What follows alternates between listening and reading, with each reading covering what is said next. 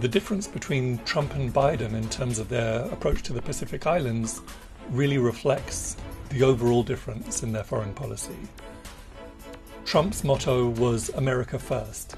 His administration didn't really pursue alliances, but talked quite openly about the need to maintain US hegemony.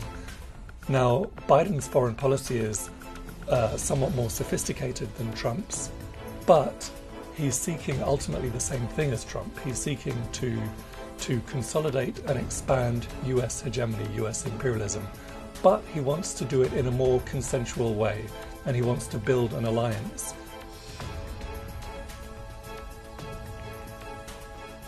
The fact is that in recent decades, the imperialist powers have almost completely ignored the Pacific Island countries.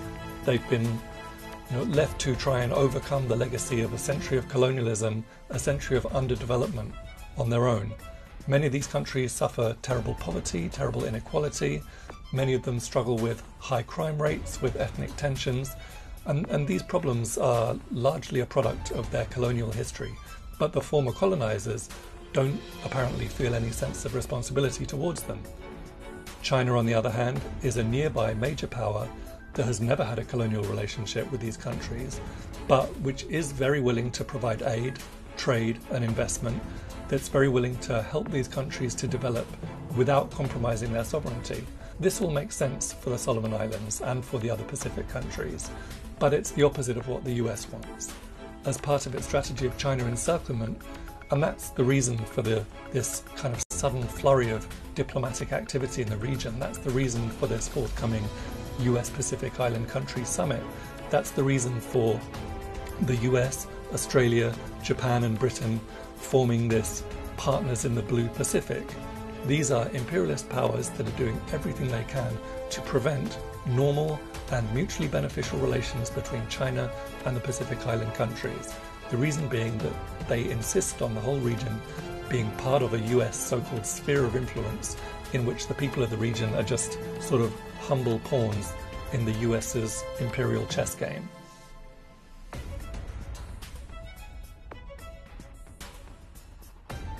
What the summit represents is, as you've said, an example of the Cold War mentality. Why has the United States suddenly decided that it cares about its relationship with the islands of the Pacific?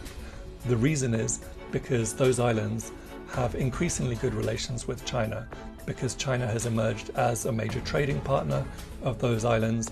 China is the principal supplier of COVID-19 vaccines to these islands.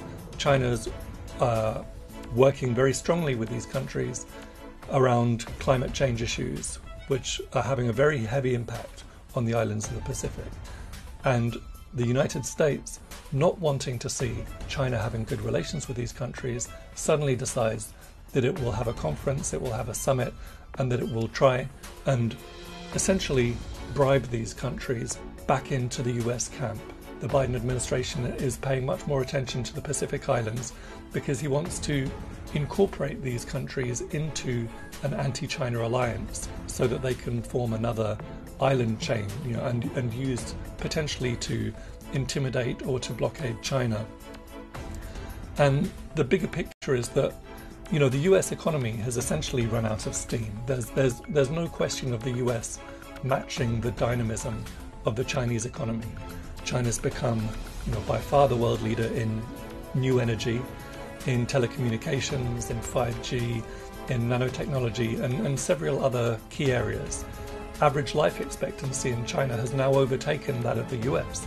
So increasingly, ordinary Chinese people are living longer and living better than their counterparts in the US, and the US sees this as a threat, and it's responding to this threat with what I think we should agree is a very dangerous militarization, and by resorting to Cold War strategies, bloc-based politics, division and decoupling. And this runs counter to the interests of the American people, it runs counter to the interests of the Chinese people, and it runs counter to the interests of the people of the world.